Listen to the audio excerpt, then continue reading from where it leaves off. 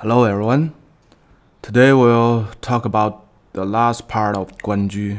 We'll have some deep dive into these songs and some fun stories.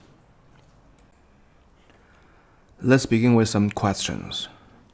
In part 2 of Guanju video, we know the main purpose of Chinese songs or Chinese poem is to express the ambition, the dreams or the wishes. In Chinese, 诗言志. So, is Guanju about ambitious wishes or dreams? Let's look at the structure of 诗经 first. 3 parts: 风、雅、颂. 雅, the noble people's writings on their political affairs. 颂, about the ceremony, about the countries and the nobles to their ancestors. So these 2 parts looks like has some connection with the 诗言志, express the ambition, dreams, or memorize to the traditions. But the feng is actually collected from the countryside, from the farmers, the fishers, or the average people. So it looks like has nothing to do with 诗言志, the ambitions, the dreams. Feng has 15 parts from 15 country or regions. The first 2 of the first 3 is the Zhou's place. Zhounan is the south of Zhou. Zhaonan is the south of Zhao, is also Zhou's place. And the third Binfeng is the very, very origin place of Zhou people. And they moved from Bin to Zhou's place, Zhou Yuan, finally. And start from Zhou's place, they start to build the Zhou dynasty. So Guanju here is the first songs in Zhounan. So we can see here the first part, 国风 or Feng, the first part in Feng, Zhounan, and the first songs in Zhounan is Guanju. So, 诗经, the book of songs, has something big. The nobles, the king's affairs, the wars, conquerings. But it comes behind 国风. This is quite different from Homer's Iliad and Odyssey. This is based on the philosophy of Zhou people. The 国风 is all about people, and it also is about ruling and educate the people. So the 国风 is collected by the official sent by Zhou's king to 15 countries or regions. So if the song is popular, the song will be collected and reflected to the kings of Zhou. So the king will know what's happening on the ground, what's the status of society, the people, what they're thinking, what they're happy about, what they are sad about. So he will make actions according to all these songs, or revise his regulations according to these songs. And in the contrary, all the songs collected is selected by the kings and finally by the Confucius himself. So the selected songs is actually reflects the value of the Zhou's people, and the king used all these songs to educate the people in the country. So Confucius mentioned the book of songs, 诗经, many times in his writings, but he never comment on any specific songs, but Guanju. This is the only song Confucius write something about a poem or songs. The comment is 乐而不淫，哀而不伤. So the song is happy, but it's not excessive, it's not too much. It's a little sad, it's business, but it's not so hurt people. It's not too sad. So it's going to the middle way. That's the Confucius core value, 中庸 and 礼周. Question 2. 关雎是爱情诗吗? So, 关雎 is a love story or love poem. Is that the case? So we know all the Chinese poem is about a wish, ambition, or dream. Love could be a person's wish or a dream. But is that all Guanju about? And we also know the Book of Songs. It reflects the core value of Zhou's dynasty. And also it's the tools for the king of Zhou to educate his people. So the love is the core value of Zhou dynasty. Okay, the Zhou value or Zhou's philosophy looks all the level use the same rules in every levels. The country, the family, the village, the personal, they all adapt to the same rules, 中庸 or 礼, 周礼. So the basic elements of a society is made by the families, and the core of the family is the wife and husband. So Guanju is writing about the basic elements and the cores of the families. So it's not a love story, but it's writing about the love story. Is Guanju about an average person's love? Let's look at the song. 窈窕淑女，琴瑟友之.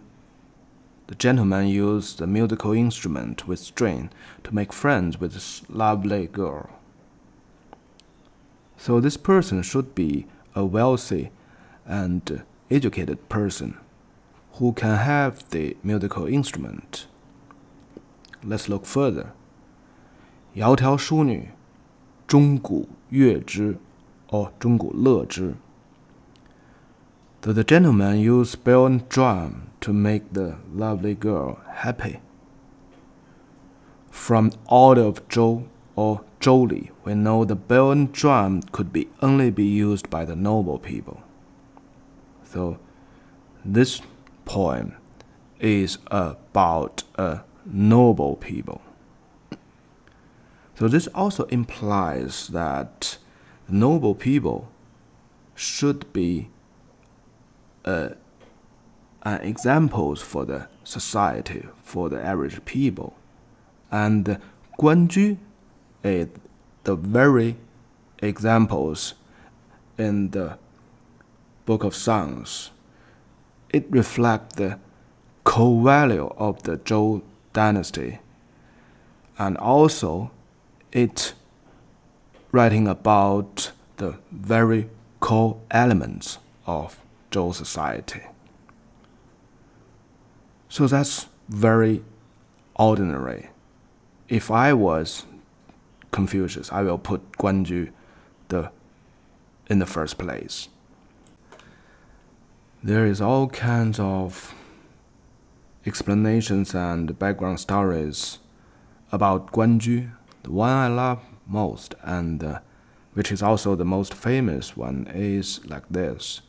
Guanju is writing about the love affair and marriage of the first king of Zhou, Zhou Wenwang. So Zhou Wenwang went to the place, Luguo. The current place is roughly 100 kilometers east to Xi'an city. It's along the Yellow River and also along the Wei River. I've been there, so the local people is still very proud of their place is the birthplace and the hometown of the first queen of Zhou dynasty. So Zhou Wenwang saw this lovely girl in the small island of the Yellow River, and he crushed on her suddenly.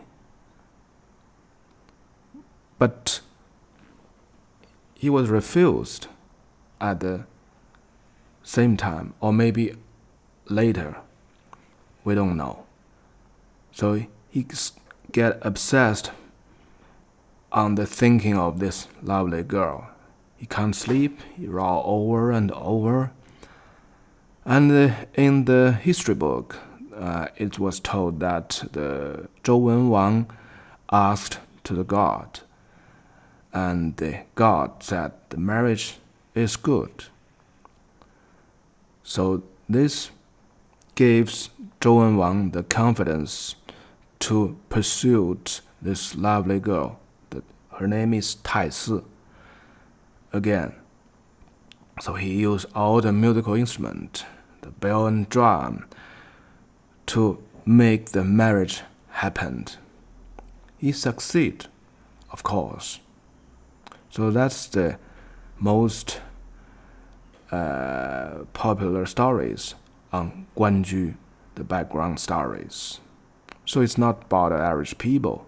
It's about Zhou Wenwang, the first king of Zhou, and who is the examples, who is setting up the rules for the Zhou dynasty, and his family, both Zhou Wenwang and the Taisi, the queen, and their family is the examples for every Zhou people, for every Zhou family.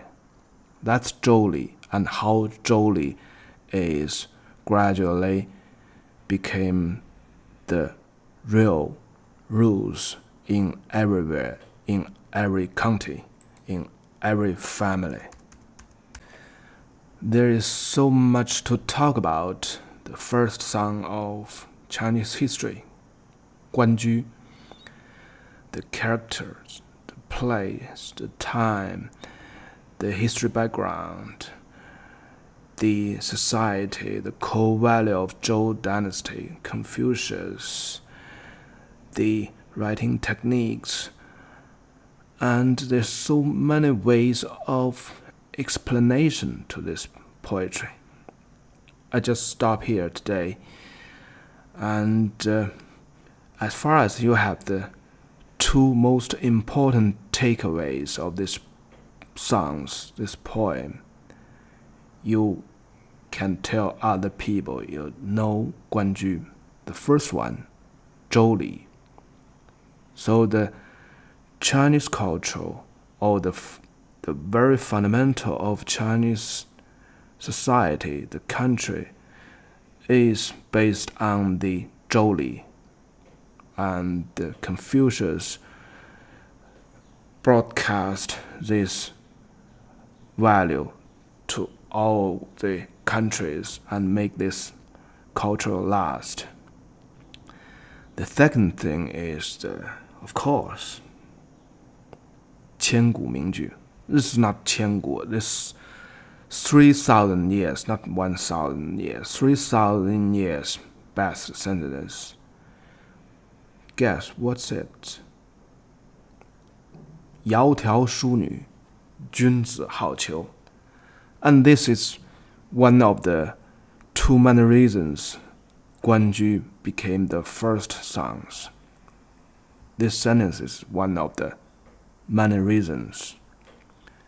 So let's see how the 千古名句 still survive in today's. Here is some examples I searched out in today's writings. I will read them through, and it's still alive in everyday's life. That's 千古名句 is, so remember it. 窈窕淑女，君子好逑。Okay, the first one. 卖花女这部小说更是他传于世的不朽名著，也就是你口中的窈窕淑女。这部影片就是依据他的小说改编而成的，现在懂了吧？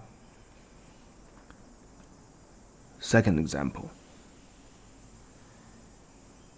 你看起来就好像窈窕淑女里面的霍金斯教授，只不过比他年轻了1倍，也帅上100倍。那人所用的是极其纯正的英语，使人想起窈窕淑女中的在西班牙的语。项羽能郑重其事的保证，不过他可没保证会把它改造成窈窕淑女。去年3月，吴某来到上海某大医院进行变性手术，之后以窈窕淑女的身份搭识了上海男青年张某，2人同居。So 窈窕淑女 My fair lady. 窈窕 refers to the gesture, the wonderful gesture. And 淑女 means the lady with virtues. So it's not only a good-looking girl or good-looking woman. It's a beautiful woman with virtues. 窈窕淑女，君子好逑。Okay, enjoy. That's the last part of 关雎. Bye bye.